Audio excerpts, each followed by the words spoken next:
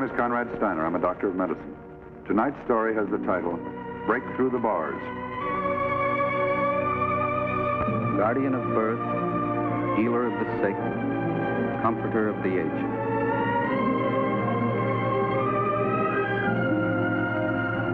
To the profession of medicine, to the men and women who labor in its cause, this story is dedicated.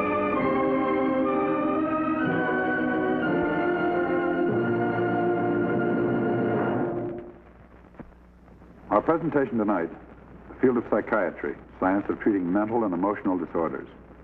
The object in point, small metal electrode.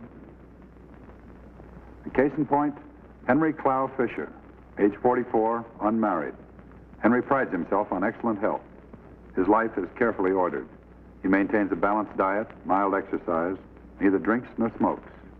His biannual colds are not severe and have never caused him to miss a day's work. Yet despite his careful planning, Henry Fisher is marked for a serious and crippling illness.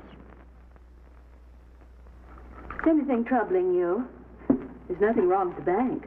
Think you have a fever? Will you stop it? Stop fussing over me. Henry, what's come over you? I've never seen you act like this. What's the matter? I'm sorry, sis. I just haven't been sleeping well lately. I lie awake, thinking. Man my age, I'm nothing. You're not president of the bank, but I certainly think an assistant cashier is something to point to. Oh, I'm nothing at all, Martha. I'm wrong. I'm a misfit from the day I was born. Please, Henry. No use denying it. I live in the dark. Day after day, just living in the dark. Come on now, Henry, cheer up. Polly called me yesterday. Did something come between you?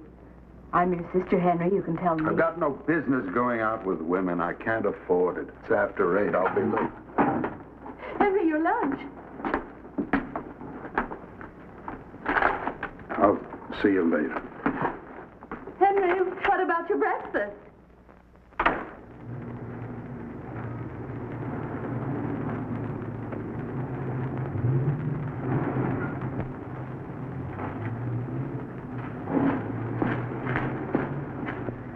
Good morning, Mr. Lombardo. Sam?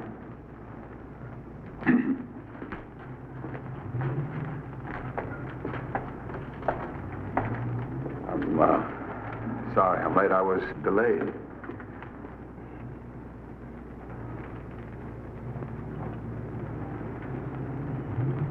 We figured you cleaned out the bank, Henry.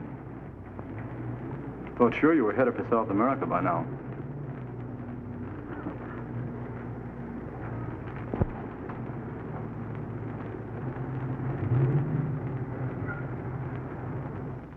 Yeah, this town when housing was hotter.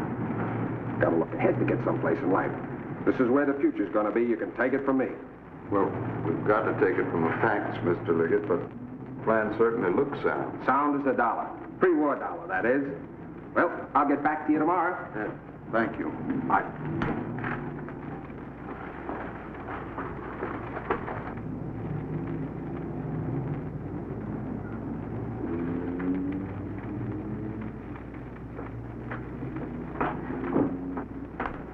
Well, what is it today, Henry? Deviled egg or tuna fish? I haven't looked yet. Say, want to come along with me? Going down to the flesh pots. Flesh pots? You know, down the street. The Blue Moon. Good-looking girls. Nice bar. You know how Mr. Lombardo feels about drinking on lunch hour. That's why chlorophyll was born. I've better things to do with my money than to throw it around in bars. Henry, my boy, trouble with you is you eat too many dry sandwiches.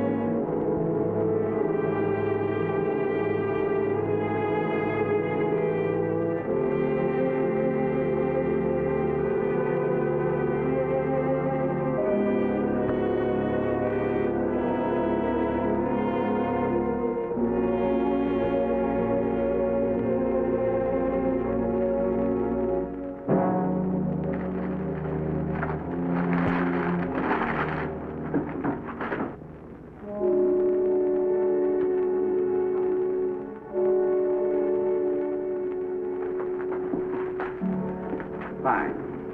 All right, well, we'll hold up action until we hear from you. Thank you. Mr. Lombardo, the Liggett subdivision.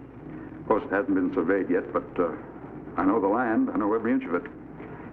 I have great insight in such matters. It's my own feeling we ought to grant the loan. Fisher, your own feeling doesn't replace the system of this bank. Well, we've got to look to the future. Have to have vision. Have to know where to find the future. Minute wasted is a minute lost. I don't need a lecture on time, Fisher. Well, I think we ought to grant the loan. It's an excellent risk.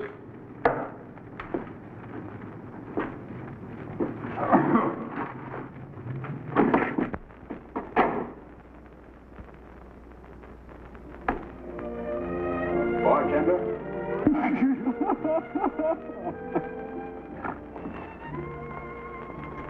Sam, how are you?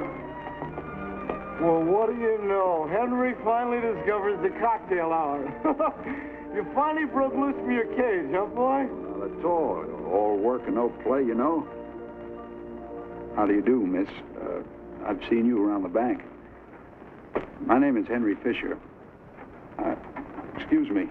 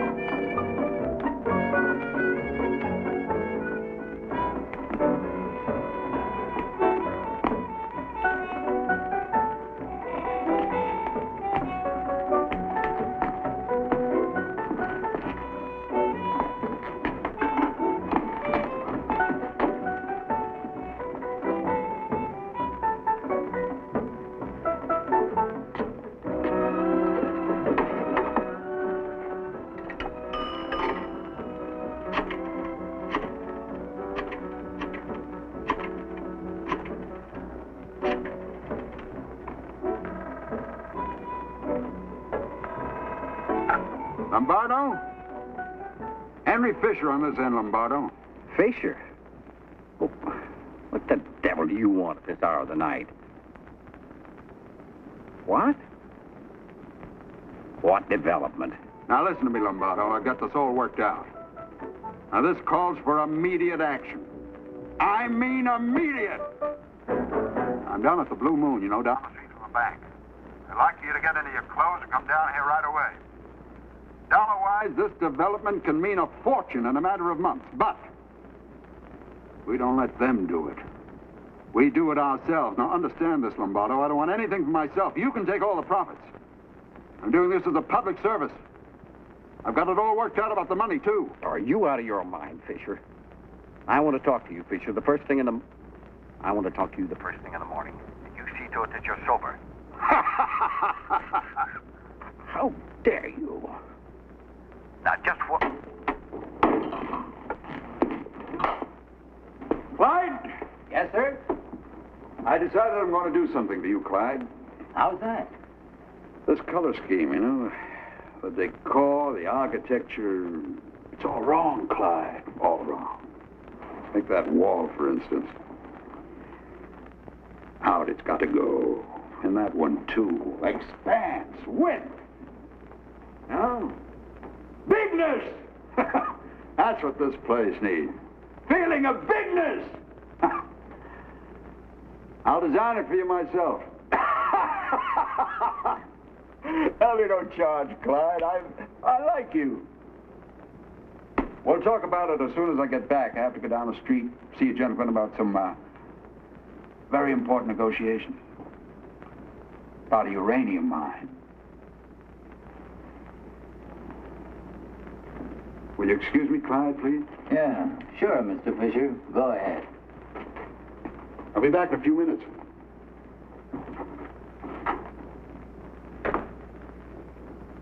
Georgia, like the thrill of mist on a hill, of a rainbow that... Pardon me. Have you seen Henry Fisher? Fisher? You his wife? Sister. Down there. Oh, my darling, you're second to none. Glad you showed up. I was going to call the cops. I've been trying to close up here, and he won't go home. Started off buying drinks for all the customers. That's fine. But then he started bothering them, arguing. Then he got to telling me how to mix my drinks.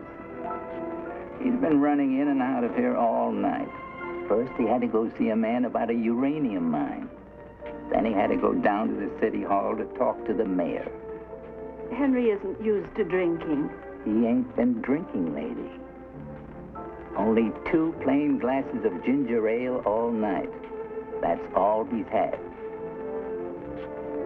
Henry, Martha, how are you? Mr. Lombardo called me Henry. Ah, I presume he wants to apologize. Well, we'll just keep him dangling a little while. Teach him a lesson. Come on, Martha, let's dance. Oh, Henry, I think we better go home. Well, I don't want to reserve this space every night. I'll send you a check. Okay, only I think I'd rather have cash. Why? I'll buy this place. I'll have you first. Please, Henry, we're leaving right away. Don't argue with him, Martha. Pay him anything he asks. Listen. Of a meadow that glitters Beautiful like song. gold. Or a You know who wrote it? that precious Neither do I. gold. But I sent him a check through the record company. I believe in fostering creative talent. Henry, You're just like the It's very intriguing. I think I'll buy it. Henry, I have to see Dr. Paley tonight. I need some more of my medicine. Could we drop by the hospital, Henry? Hospital. Comfort the sick.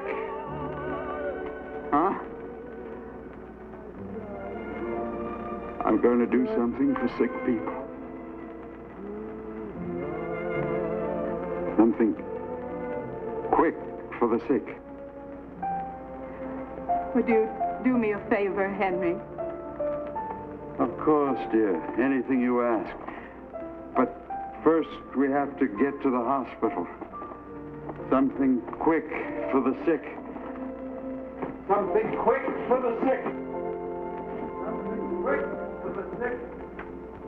Something quick for the sick. You just sign there, Henry. Then you can stay here for a while and help people. You can be helped yourself.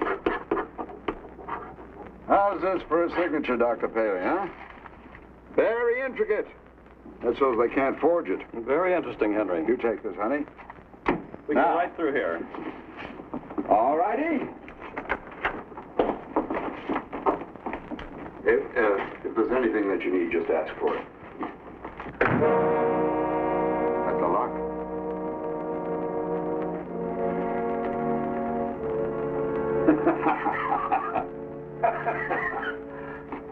Down at the bank, we've got time locks. See that they put time locks on all these doors. He's in 214. Thank you. This is your room, Henry. Fine, fine. Have this bed removed, would you please? There isn't going to be any time for sleeping. When I start reorganizing around here, there'll be no time for sleep. Well, let's get moving. How many people do we have here? Oh, bring them all out. I want to talk to them all.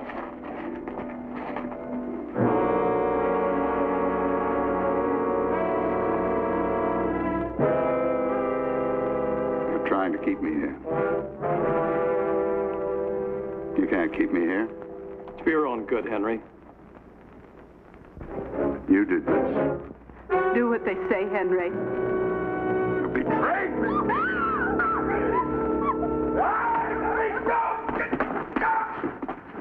betrayed me!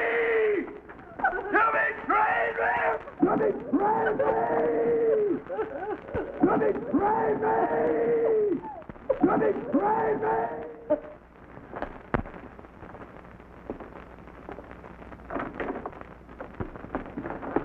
This is Dr. James Barth, Martha. He's a psychiatrist. Dr. Barth wants to ask you a few questions about Henry. If you'll excuse me, please, I have a call to make. I'll look in and see you later, Martha. Won't you sit down, Miss Fisher? I don't know what to say, Doctor. There was never anything like this in the family.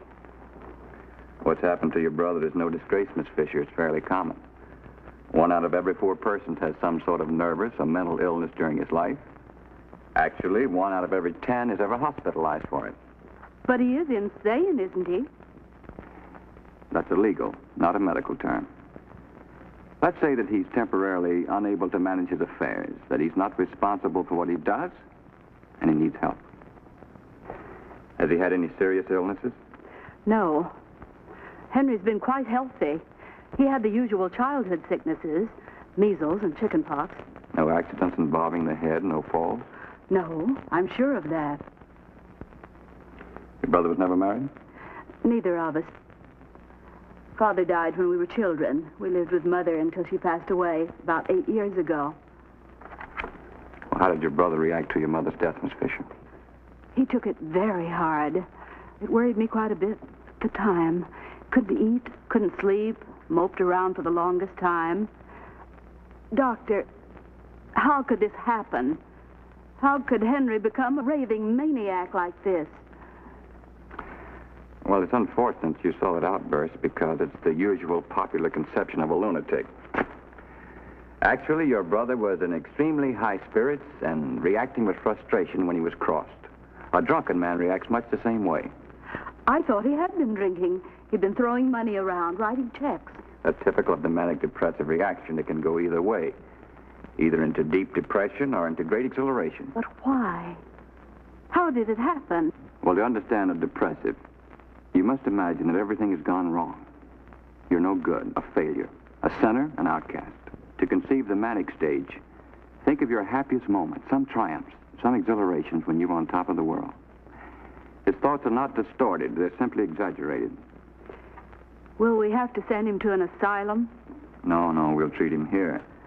And if everything goes well, we expect to have him home in a few weeks. You mean you can cure him? I can't guarantee a cure, Miss Fisher, but I'm reasonably confident that we can help him get over this attack and back to work. He might go through his entire life without further incident. We'll probably start electrotherapy in a few days. You mean electric shock treatment? That's an unfortunate name for medical treatment, Miss Fisher. It isn't shock, as you think of an electric shock from a lamp cord. It's stimulation of certain areas of the brain. Some tests will have to be made before we start treatment. I see. His brain is unbelievably active. He's incoherent because he's thinking so rapidly.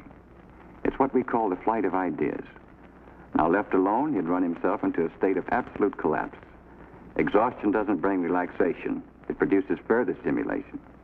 So, we have to slow him down. For this purpose, we use hydrotherapy. The constantly circulating lukewarm water helps to relieve tension. We also use mild sedation to help him get the sleep his excitement will not allow. Before starting any treatment, we do a complete physical and neurological examination and all the indicated laboratory tests to rule out organic disease or injury. After that, with written permission, of course, we begin electroconvulsive therapy. I can take all the electricity you can give me. Don't spare me now. This isn't an ordinary test, you know. Some of the rest of them might have trouble. Although they need help, I can't blame them. I'll help them. I'll get around to it. Yes. As far as that goes, banks are full of happy people. I'll help them. They can't take it, so the rest of them, I'm afraid I'm going to have to help them. I'm going to have to help. The injection of a mild anesthetic is simply to relax the patient and prevent apprehension. There's no discomfort connected with the treatment.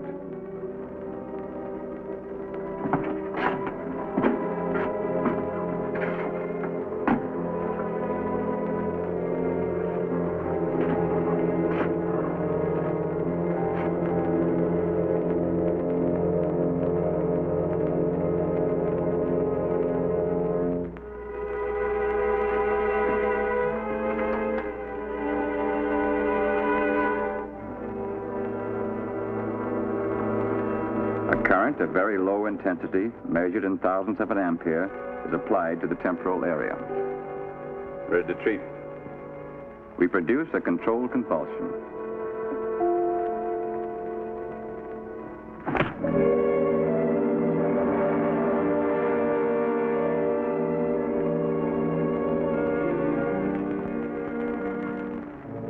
It's likely that after 10 to 20 treatments, the patient will be discharged from the hospital. He will probably return for additional treatments on an outpatient basis. He will also receive further supportive psychotherapy.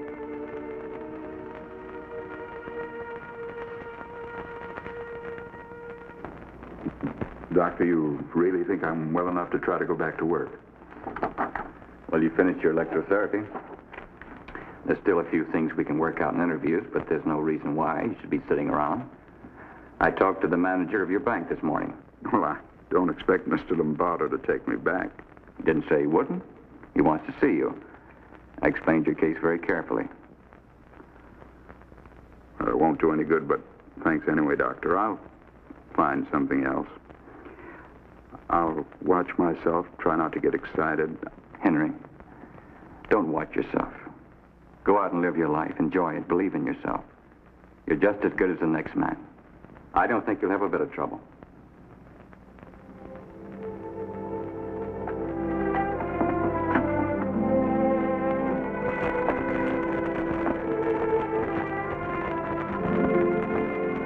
You know, that's a very wonderful idea. Never occurred to me. Will you keep thinking about it? I will. And I'll see you next week for your regular appointment. Thank you. Your old desk's still here. Come in.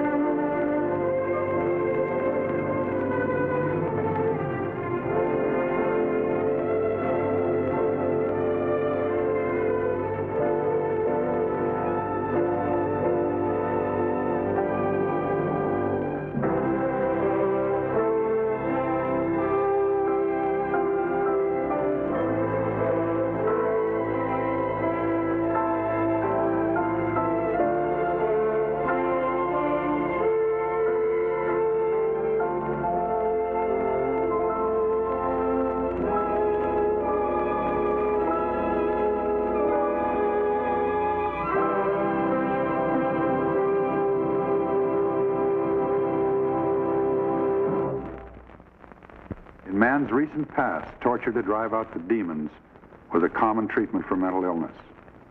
Today, countless thousands who a few short years ago would have been hopelessly institutionalized are returned to life as happy, productive members of society.